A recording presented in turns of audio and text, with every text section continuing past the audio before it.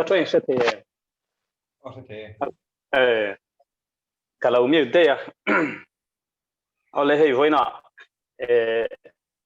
phun trà tê cái này mình hẳn tê về à bắt hiện mình in nè nọ lồng thu cái soi à chút tiền ruộng lên mình mang ai tu bắt hiện nè nọ thà lồng thu căn soi bốc anh thì chuan Bible trang chia ra kan ti chu mun ya ron chia lan ka dua ka trong rang lu tu kem o mi ka bung ruk trang riat thu le Johana bung som pali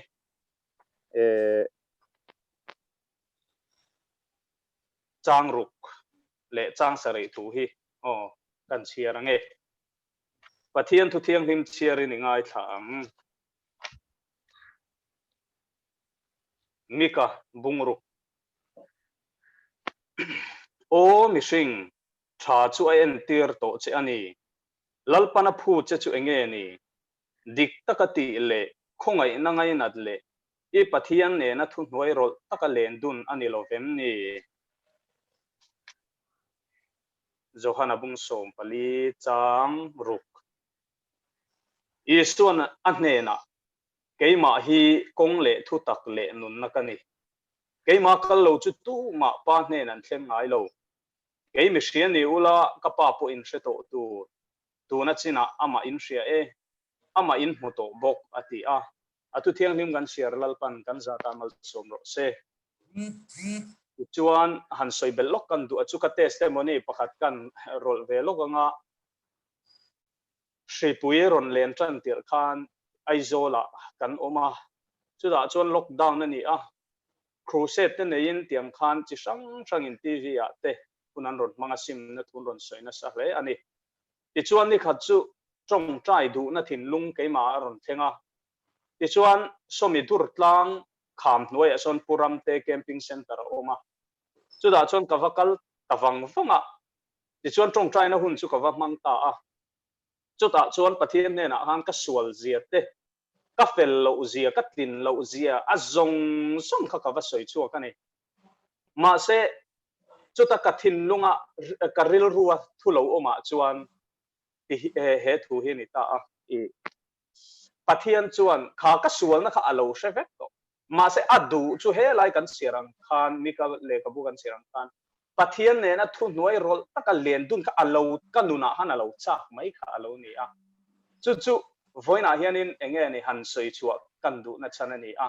ti chuanin hei chumi pathian ne na len dun a nuna chuan sim na chu alo om thin mai hi alo ni a sim na han ti po hian hei kan ril ru chia te mi wangei te tiang ang thin rim na te thin chia na te alo thleng le thin kan sim hei theilo ni ma se lalpan sim na kong ming ko mu ni ta ber ni a keima na ka hriat ta ka chu ama ne na len dun na nun atang zokian chu sim na a chu alo in tang thina ama kan nai po le kan sual kan ti hi alo te tiala ama hian chu tia kan kun lu na chuan ama hianin min lo siam tha asim na konga min lo hruai thina chu pathian hianin min du le in ka hria ti chuan lockdown chung ve khan ka ril ruwa hian sual lian tak chu enge ti hi aron thlenga chu pathian ngai sak lo na hi sual lian tak ani ti te kha keima chuan aron oma chung te po fel takin anun thei thatakin anun thei ma se pathian hi alo ngai sak thei lo alo ngai sak lo thei rang mai atia kha keima khana ron omboka chuwang chuan vo in hian ka han soilan tu ber chu ke hi kong le thu tak le nun na lali suat luk lu ma sak je la hi nun bul ani ti hi enge ni kan han soi bel lok ani chu athu kan han soi te lal pangan za ta mal som le ro se pathian ma ku ni trong trayang amen hallelujah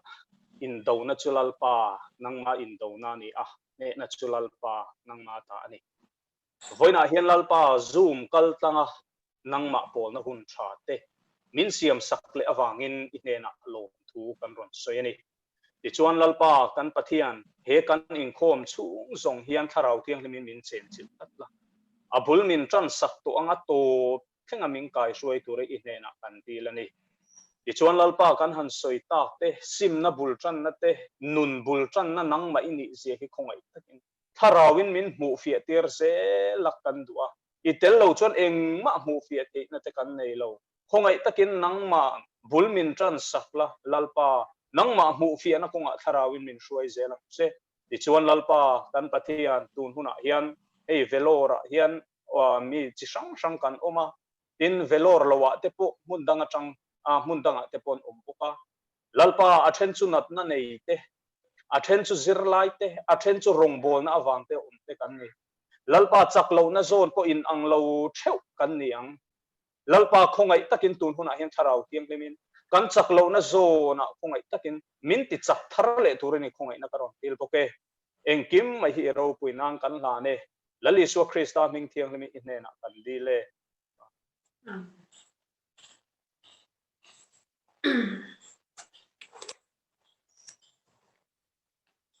lom ome tuna chuan kan za pathian kan fakhau na turin Christian labo number za som thum pariat na isu lalpa mintran puiro ti kha lo sang u Christian labo number za som thum pariat na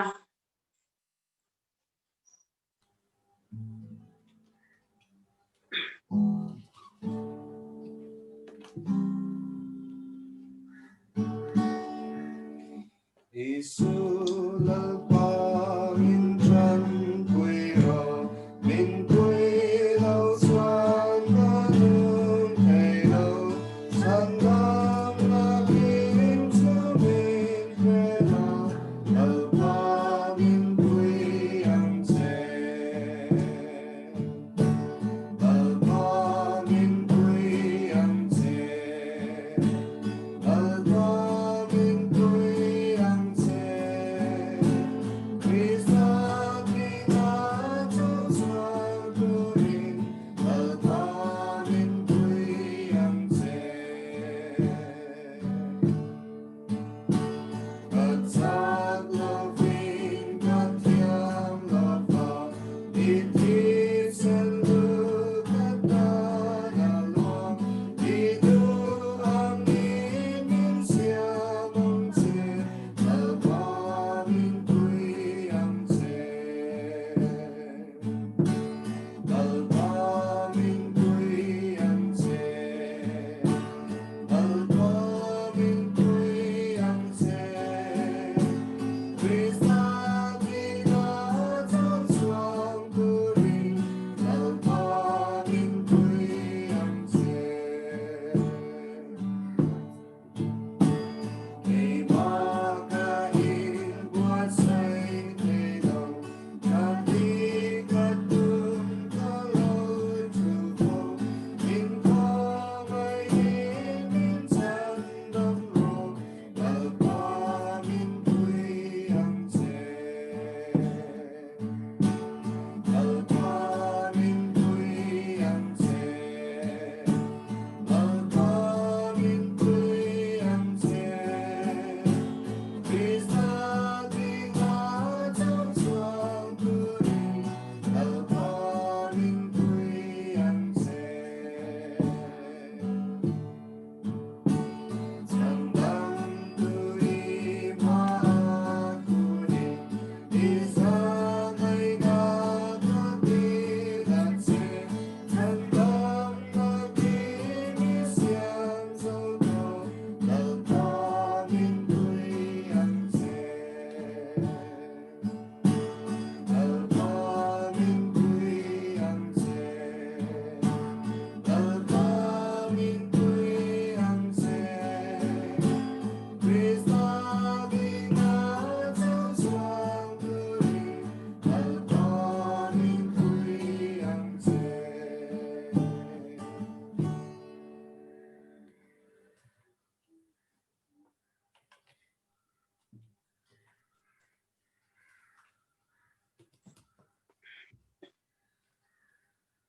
pathian khu chang han chia le lok kadua sam number somruk patni na chang riat khai lo ngai thaliang u kanun na pathian chau ma pro ka be se na hi ma ne na tang chwa kan sia ama chau chu kalung pui le ka chandam na ani ka kul bing sang ani a ka hieng lawang pathian ne na ka chandam na le ka ro pui na oma ka chak na lung pui le ko in kain hum him na chu pathiana nang ni mi pui te u eng lai poi na ma chu ring ula in thin lung chu ama a chuan le bor u pathian chu kan tan in hum him na ani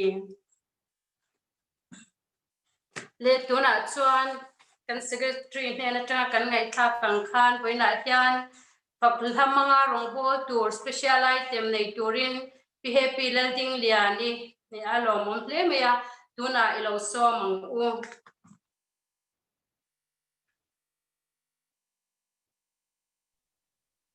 Cha Thiện.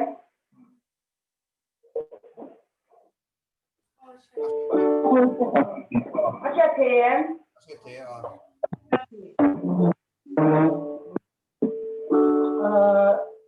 Saya kalau satu sekian habis ba pangana. Kita ini semua lagi tak enak. Ini.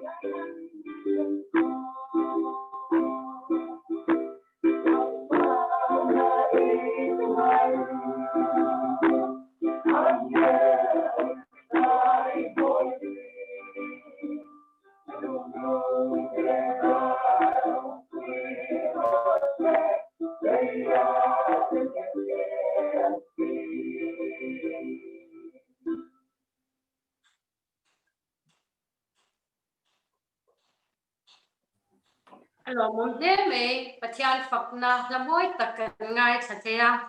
pi happy Laldingliani te nom thu kan soini tuna chuan pathian thu cha kan ngai thato dona nga voinia kan thu cha soitu tu Rev.Lalbiaksanga Pachuau tu nai lo som u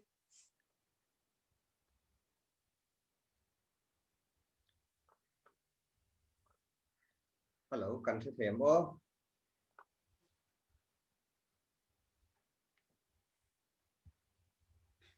Với lại hiền hay sharing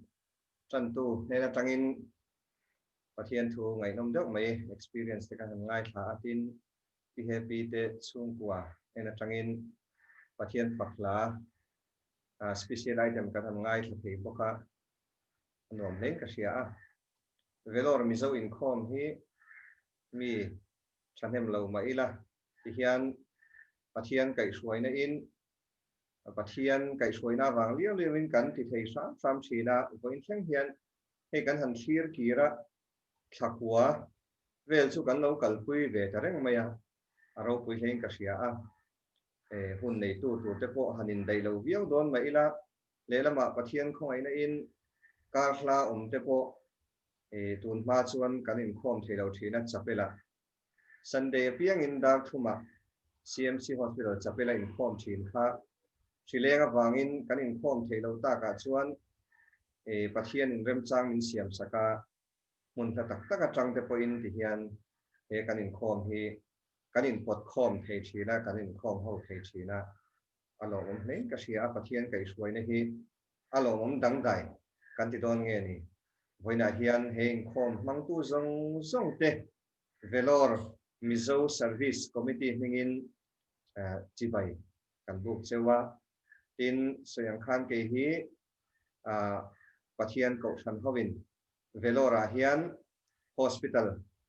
kan neya Mizoram House te tel bok nen eng chuan chaplain in ko than hovin min da mek ani a kumsang hi som pasari mei khan kan chana kan hu for le ma se ko than ho te dam lo le a suai tu te kan rong bol pui te elai Vellore te le hun sang ten thei tok soin min pui na zara ei dam lo kar te po china in dei lo kara te po ke mani mai thok lovin midangina min trong trai pui na le min pui na wangin kan kum li na kan lo mang ve de ta maya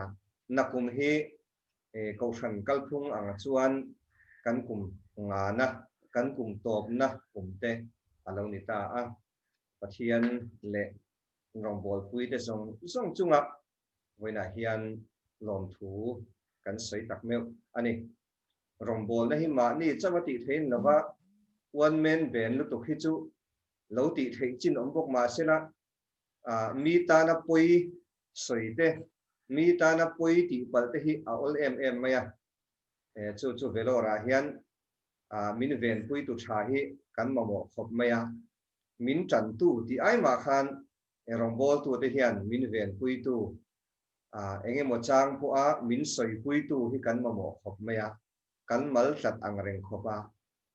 amaro chu rong bol pui tha tak min ven pui thei tu kan thu don chang po a min dom thei tu tur te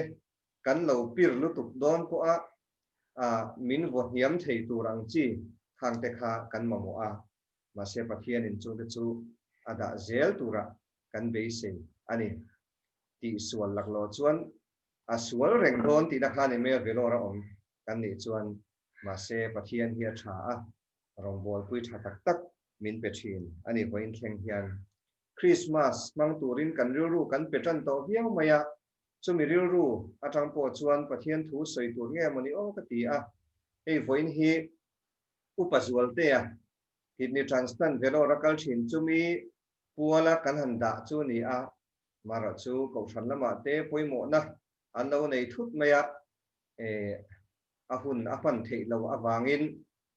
ke ni chaplain te hi chu tu point mang thei lo thut po ni se kan damani chuan in ring reng tur kan ni ade ru tangin kanon in buat se ani a tam tak chuan pathian thu sei tak hi an be sei thina ma se ka soi sei ngai vuk lova ka ngai poimo ber jok chu a se mo toyemo pathian thu tak kan nun puyam ti jok hi kan mamo to jok in kan sia a chu ken lui poi ka ru ron kan tum deuh thina chu tiang ru pu po chuan voina hian pathian thu tak ngai tha thei turin kan chung kwa po kan in buat sia hetia ka soi pa hian kan chung ko ta na soi kan ni boka tin voina ren khom zong ta na soi kan ni boka ni ti lo sia ila asile atoi lampang ai ma khan pathian thu tak enge mamo kan nei ti hi in khom pianga kan don sun tum dan tu ni ka sia a chu apoi mo to zo kan ni ti hi pathian man mo to awangin chung ru te po chu kariu ron de pe ya karon soi phasa ani chu lalpan enge kan tan voina hian min sit atom ti hi ngai thaturin kanin bua seanga Christmas te kum thar mang tur zong te kum danga kanin khom anga in khom theilo lungai kan lo mani chuan kan Inkhawm thei la biak ina kan Inkhawm thei lo ani poin ruai kan lo the thei lo kan lo zai khawm thei lo ani poin kan anga lalpa hian tharau le ti tak zeta ama chi bai buk turin lalpa hian tunai hian ami dei azong ani ti hi ria ila apoi mo hleng kan ria a tharau le ti tak zeta ama chi bai buk turin he Christmas a hian kan in bo se le zual angai don ani pathian thu mun hi ami kan siarange sam number zana chang lar tak mai ani chang khata tangin ramzong zong te u lalpa choi moin hlim takin awru lom chungin lalpa rongbol ula sasa chungin ama lokal ro lalpa chu pathian ani ti se ro min siam tu chu ama chu ani a ama ta kan ni ami tele aran tlat na huna beram ho te chu kan ni lom thu soi chungin a kong khara chuan lut ula fak chungin a biak in hung chung kotlaya chuan lut ro a hnena lom thu soi ula a ming chu fak ro lalpa chu athasi a angil nei na chu kum khua in a omanga min siam tu chu ama chu ani a lom thu soi chungin thu thung thar lali suwa thu soi thu pek ro pui ber ti hi osan Inkhawm a phei chuan sacrament Inkhawm a te kan chiara kan soi rual thin khani a thu pek ro pui ber chanchin tha marka ziak bung som pahni chang som hi pakua tangin isuan aro pui ber chu hei hi ani Israel ho te u ngai te u lalpa kan pathian chu lalpa pakhat chau ani a lalpa I pathian chu I thinlung zong zong in I tharau zong zong in I riuru zong zong in I chakna zong zong in hmangai turani ti hi adot tu chu hei hi ani nangma in hmangai angin I veng te po I hmangai turani ti hi heng aya thu pek ro pui zok re reng hi om lo ti in achanga I tong chai u voina hian lalpa kan pathian min hmangai tu I thu kan siara nangma pola kan lo kal khom hian tharawin I thu tak himin zirtir la mishing te hi asoi tu kan ni awangin keima ni ngai dan te keima ni du dan te in kan lo soi thui tuk the chu tiang la ka chon min veng him la angai thatu po mishing kan ni angin keima ni du dan te keima ni siat thiam tum dan ang te pon kan lo ngai thatui tuk the chuwang chon voina hian o tharau thiang him min soi pui la min ngai thak pui la kan mamo thu tak chu voina hian atharin min zirtir le la he khovela kan om chan ti tho ding thei tura he thu tak hi kan zir chhuat the nan kan hriat to hnu ani emo kan la hriat ngai lo ani emo lalpa nang man he thu tak mang hian min chom thar le ang che Isua Krista hngin kan di le amen Genesis bung khada khan pathianin leile vana siam thu te khovel asiam thu te kha kan hmu a Genesis chu kan hmu kha ni a in chumi kan hmu chuan tuifin riat te ramsa thitin reng te thai te hang zong siam thu te kha kan hmu a mihring siama kan om thu te pawh kha kan hmu bawk ani chu mihring engwanga siam nge kan ni tin kan ru om thin e po tun lai kariru om pakhat ani boka tin mani khan kariru ti thar tur dawin Vellore om thin pakhat hun danga min athu soidona wangin pathian thu te minon zota van nei thak ka tian min zo hian min ti tang ve a henglai chuan pathian thu zo ana ai ma in natna chungchanga zo na kha tam zo ka wangin kan soi thei lo kha tam le zuala pathian thu hi thu thuk ni bok ma sela pathian thu minon zo hei chuan min ti tang ve thina pathian thu hi kan lo chia tai ma lo kho me ke ma bi ka po hian ma se chung zong zong a chuan khami zo na wang khan vo in thu soi tur po hi riruwa hian kariruwa an om chun zom bok ani a em wangin nge mihring hi khovela kan lo om ve pathian hian em wangin nge nang le ke hi ti khan personal deuh na than la taila personal de bin nang le ke hi voina hian mitam tak mulan liam lai hian engwang nge lalpa hian khobela hian nung dama min la da ti hi in zot le ta bok taila chumi chan na tu chu engting nge kan chan viang ti hi mania chu kan nau pakhatina minon zo na tang chuan karulwa hian om thui ta tlat maya engwang nge khobela hian ka om tin engwang nge nung dama ke hi kala om le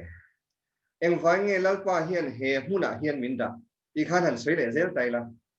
ke hi lalpa hian Vellore hian engwang nge kan chung ko hi minda engwang nge Vellore zirlai ti Vellore kheran om engwang nge Vellore damlo ti Vellore an om ka tiang khan na ke ma ni din huna tang chau khan kan thir thiam karinga chu mi chan na lian pui mai chu Bible hi lo ni ta ni mishing hi khobela hian lalpa hian engwang nge ada nang le ke hi engwang nge khobela hi min da chan na lian pui mai chu Bible ma wangin a chan na se thei tu chuan Bible hi chong chai na nen lo chia thina lo ngai ta ni chiar mai ni lovin chiar mai pe ba khan soina chans ti nei chuan i soi thin kha angai ta ni chung kwa peng che lalpan chung kwa min pe lalpan soina tur mon ko fanin khom a khel thu sil kan lo tum chuan kan buai ngo tang kan in khom kha to ro pui sia to ro sile na bang phei chon to na phei chuan zai thin kan omani mei the chung kwa zai ho te hi a har ve khop me ma se chung kwa zai tu te kan lo nia ma ni chu po hian zai tu te hi kan lo ni boka lalpa hian om je nei hian engkim ei hi lo siam kho vela hian min lo da ani ti se lo dan chuan rui buai mai mai om te hi mishing min da chan nung dama min la da chan se lo tam takhi an rui buai mai mai ni mi pat nei chia nai mang mai mai ni an sung an khoral vel mai mai ni phapatan bo ang khan nung dama om chan se lo mi tam tak chuan an nun hi om je nei lo winan mangrala ti khan chatuan rampan kherlo po ni se an hun anan thir kira kalovan khoral thui to em ve male ti in anin chir thar le thina ni kan in chir lo na turatan lalpan Bible hi min pe a engwang nge nang le ke hi mishing a min dina nung dama min da a hun bi ka min da na chan chu Genesis atang hian a chan na kan hota ani chu wang chon tam tak chuan a dam chan ka nei lo ti to kan lo om mei the kan lung ngai na thu to ka wangin dam chan ka nei lo tia mani nun ning te po kan lo om mei the mi tam ta kan om thin ma se kan dam chan chu Genesis atang hian lalpan min zir ti ra tum ta ni chu voina hian hanin zir tir a hanin zir thar le kha a thain ka sia a pathian in mishing te khovela hian engwangin nge minda ti hi ni china kan soyang khan Genesis bung khara hian kan mu ani Genesis bung khat chang somni paru atanga hi riat hi kan siarange tin pathian in kan an puin keimani ang takin mishing siamina anni chu tuifin riata saha chunga te chungleng saba chunga te ran chunga te leichung zong zonga te ran nung le bokwa ka kal zong zong chunga te thui nei ti rang u ati a ti chuan pathian in ama an puin mishing a siama pathian an pui nge na ni siam ni mi pa le mei chia siam ani tin pathian in an mani mala soma pathian ve kinan hena chitam tak tha lo pungin leilung hi lu khat ula in thu in om ti ro tui fin ria da sanga chunga te chungleng saba chunga te thil nung le bokwa ka kal zong zong chunga te thu nei bok ro u ati a he chang limot po hian pathian ina mishing te khovela min da chan kan exist chan hi tam em mai ni chang sompi paru ka chang sompi pariat kha kachiara chong sang English translation sang te po kha abuin nei lo pon he phone kan ni veka han en kwal ula translation sang hi chiang bi khi om lu tuk chuang lawa atang kop thina ni du big chu kan nei mai the English translation te Mizo translation ko khan du big kan lo nei mai the ya a thavek thowa ma se hemi Bible original language chu a hausak nu to ka wang hian a hnuwa tong pakhata han le lindon ko khan thu om je chi sang nei ani wang khan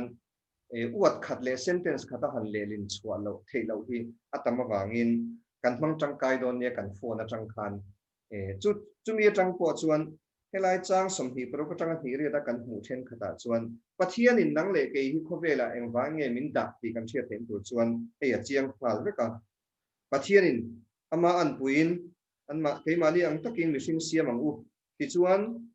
thil siam zong ta chunga thu in ei tirang u ti khan ka khai khom le chu thil siam zong voina ka siam zong tun nai ka siam zong te chunga hian thu in ei tirang u chu tiang mishing te chu ati ni pathian hian kan thu thia ni chuan kan han chia chon le chuan ama an puina siam tange ya ti chuan mi pa le me sia siama pathian in mal an mani chu mala soma chitam tak thalo pungin lehi lu akhat ro in thu in omti ro u ati a thil nung le bokwa ka kal zong chu chunga chuan thu nei bok ro u ati a thu hi min pena sa ne kan pathian hian khovel siam tir khan he khovel engkim mai chunga hian nang mani po lo in tha pung ula engkim ti khan engkim a huak ti khan han the thiam tok me ula atong bulam pang po ka sei chong lo chu engkim ti hian engkim a huak ani chu wang chuan pathian min siama thu engkim min nei tir tok mai ni ma se chu mi tam tak chuan bo chiat nu thin lung riu ru bol hlo tak puak pu khan an chiap thin ta ni engkim chunga thui nei tirang u ti kha bo chiat ma a pathian ina mo phur na min pek ro pui tak ani awangin bo chiat nu atang kha chuan mishing hian kha thu kha he thu hi kan han siam thar le hian kan lakoi ta thina ni thui nei tirang u ti te mo in tilal dewa thil siam dang te du a sok kwal thei tu rang khan mi tam tak chuan chiarang tum thin ani in ti ho tu dewa thil siam dang te mo mi dang te en kol tura a hnuai chia dewa an du a ti chimita en kol tur anga chiar tum te kan lom thina a chan chu bo chiat nu ril ru atangin he bo chiat ma a pathian in mishing thiang him te mishing fam kim na la khat te he na khan thu nei na kha apek kha ani awangin kan shir sual thin ani chu wang chuan ke ni bo chiat nu om te hian he thu hi kan zir tian a poi mo hle ani hei sa tong chuan an ti ve khang langi la thiam tam takin om zo kanga thu i nei tirang u han ti te hi dominate to rule over ti de khani a ma se chung chu a om zia tak han soile don chuan stewards veng him tu chom tu kai suai tu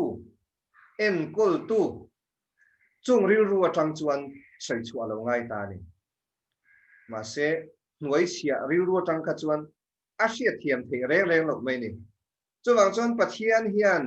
bo chiat ma nu na tanga mishing te khovela nang le ke min da chan chu kan mishing pui te le thil siam dang te hi duat taka en kol turin min lo din zo kan pawar min pe kha du a mi hnuai chi na tur ani lo ba nu le paina an fa te mangai taka du sak taka an than theina turata na en kol tu responsible thil kha akok zo ani ma se chu chiat thiam har to em maya bo chiat nu ril ru tang chuan kan zir chuak hlei thei ta thin lo ani tran chan sual a hlom ti na ne chu kha pathian thu kha kan tran chan don ro chuan lalpan bo chiat ma a mishing te hi power responsible apek na chan chu he khovel hi ka ai o in en kolangai ni hiam turan omani po in ti damangai ni lungai en omani po in khamuan angai ni ati na ni ma se bo chiat mishing bo che to chuan kha hei kan an puin ati tak po kha voina hian kan soitel du ni ta ni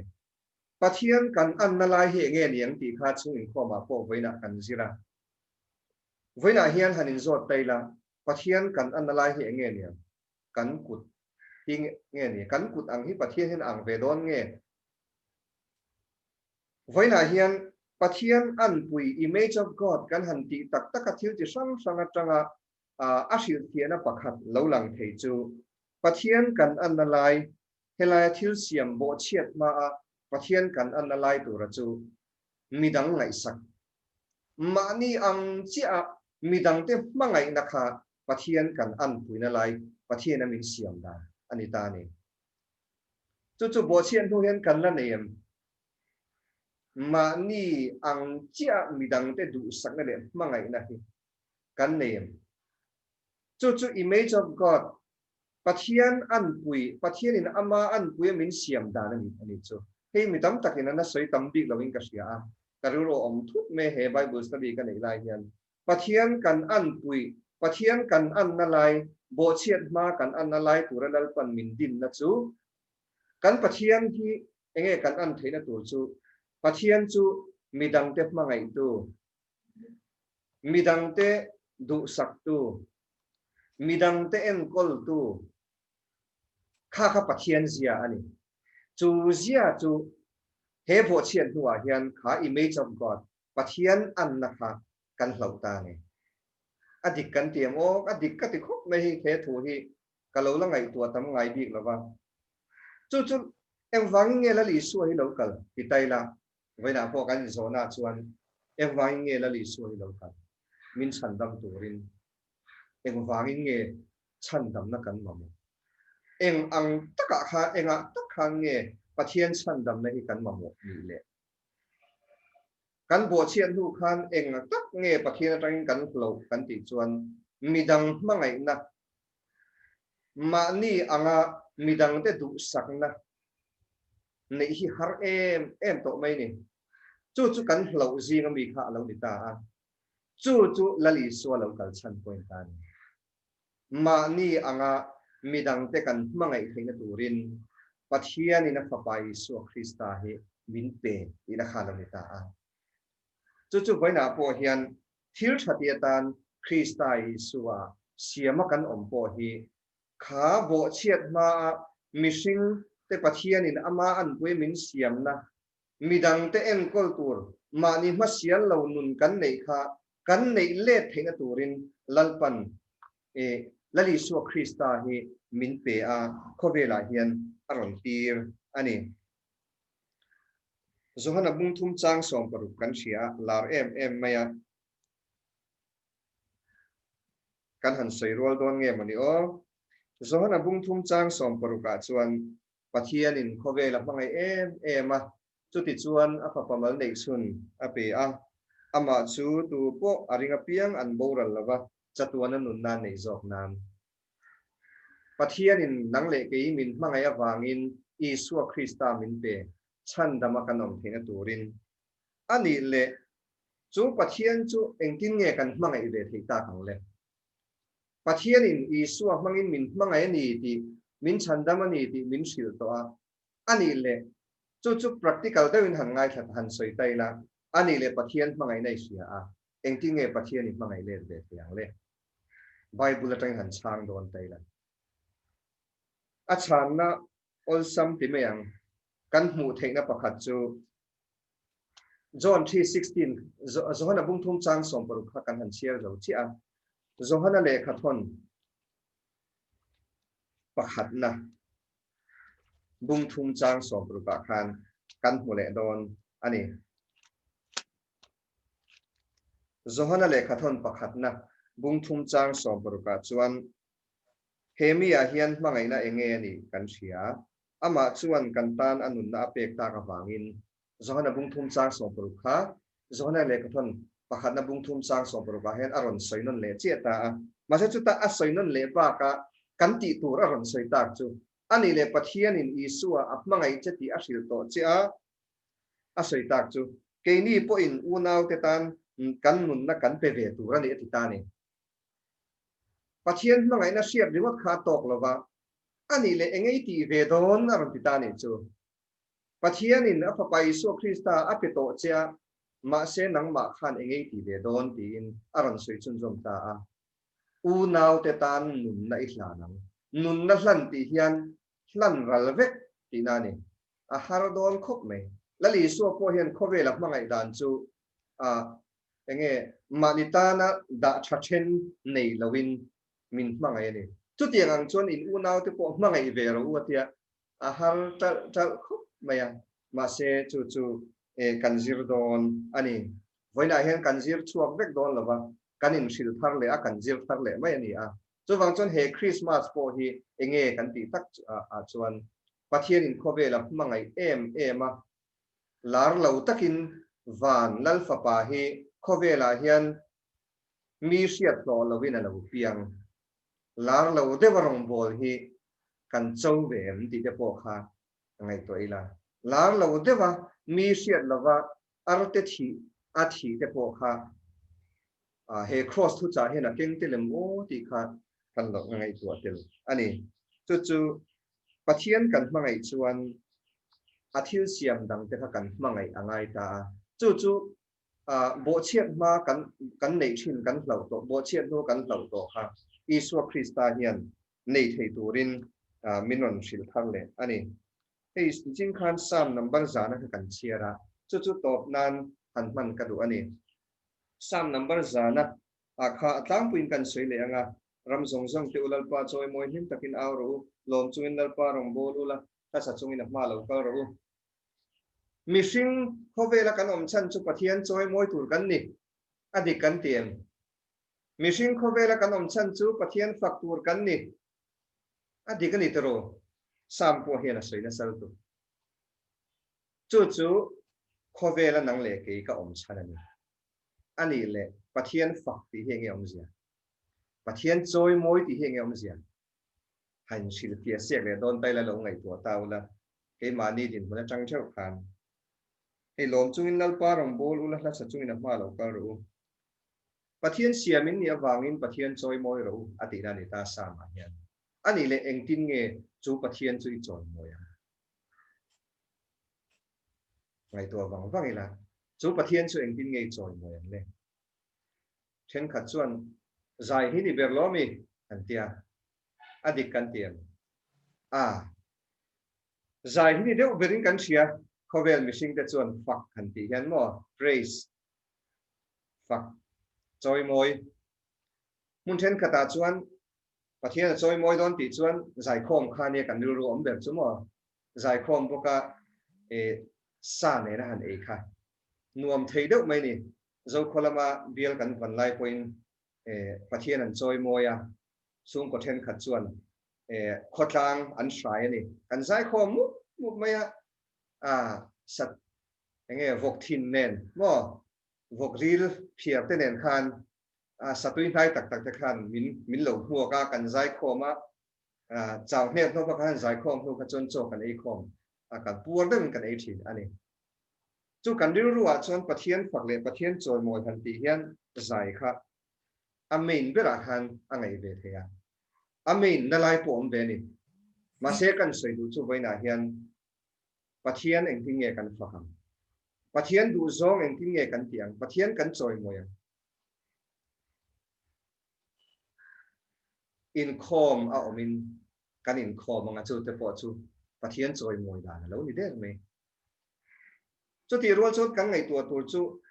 thutlung thara khan bible khan inu le ipa choi moi ro atia nu le pa choi moi tur hian enge kan tiang an bula kan zai don em niang nu le pa choi moi ti khan zai ring tamilan bula hian adik thei lo tu ro kan nu le pa te kan choi moi dan to chu kan ngai tu thiam deuh ro kin karing nu le pa te choi moi ang che tho khan pathian hi kan pa ni awang eng tinge kan choi moi ve ta kang le mangai te kan mangai puya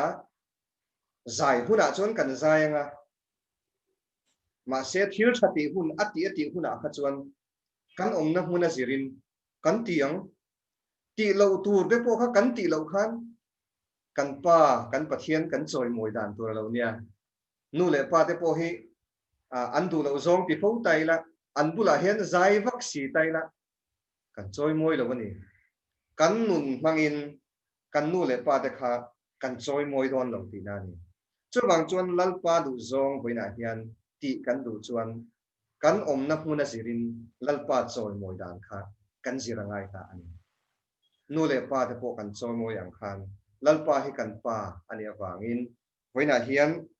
khovela kan om chan chu pathian choi moi tura din kan ni a pathian choi achang le kan zaianga adu zong kan ti anga apoimo ber aron sei chu midang te ngai sa midang te mangai midang te du sakna thinlung kha nei thei turin min bua sia chu chu china kan han sira po khan thupek ro pui ber marka khan aron sei ta lali suat thu soya khan chu chu kan mu kha ani a thupek ro pui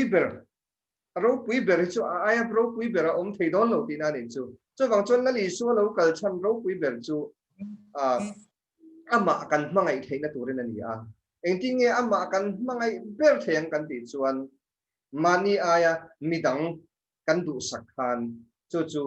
pathian kan mangai dan tur alo ni chu tiang tu chon lalpa hian bo chiat ma khan nang le ke mi sing te hi khovela hian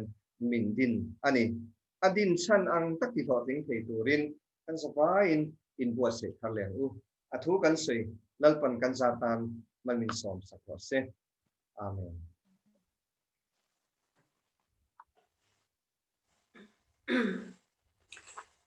lo mom he me pathian chu cha poi mo tak me kan ngai tha tuna chuan kan savai in pathian choi moi na Christian na bo number za parupna thimin le tuam lain ti kha kan sa hawanga kan na sak zo hian kan tu cha soi tu Rev.Lalbiaksanga